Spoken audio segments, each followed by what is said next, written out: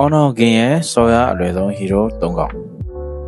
Honor Game ကိုကစားနေတဲ့ပေါ်တာရဲ့အတွက်ကျွန်တော်ဒီနေ့ Honor Game မှာကိုင်းရအလွယ်ဆုံး hero 3កောင်အကြောင်းပြောပြတော့မှာဖြစ်ပါတယ် Okay, let's go. နံပါတ်1 Jing ကိုခွဲလေးထုတ်ပြီးဟိုဘက်ပြေးလိုက်ဒီဘက်ပြေးလိုက်နေတော့ကူဆော့လို့ရတဲ့ Jing က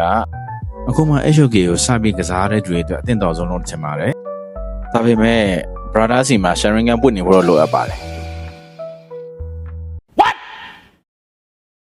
What the fuck? နံပါတ်2 Luna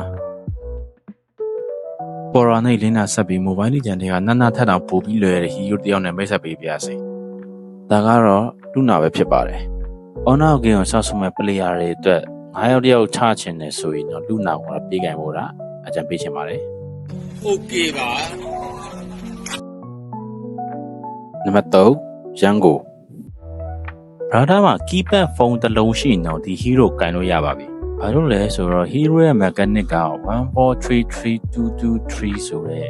mechanic နဲ့တွားတာဖြစ်တဲ့အတွက်ဒီ1433223ကိုနှုတ်တိုက်အားကိုစောင်းနိုင်မယ်ဆိုရင်တော့ဒီ hero ကိုကောင်းကောင်းကင်လို့ရပါပြီပြီးတော့ဒီရန်ကုန်သားလေးမောင်ရန်ကိုက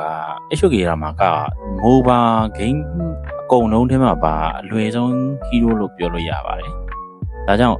Honor Game ဆောက်ဆောင်မဲ့ brother ရဲ့အတွက်ဒီ hero ဒီလည်းအကောင်းဆုံး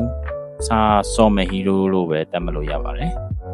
ကဲဒါဆိုရင်တော့ Honor Game ရဲ့အလွယ်ဆုံး hero 3កောင်ကိုသိထားပြီဆိုတော့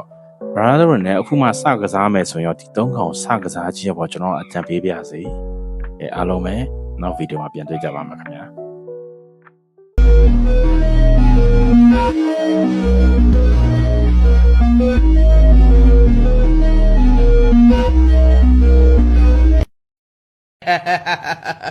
စရဗျာ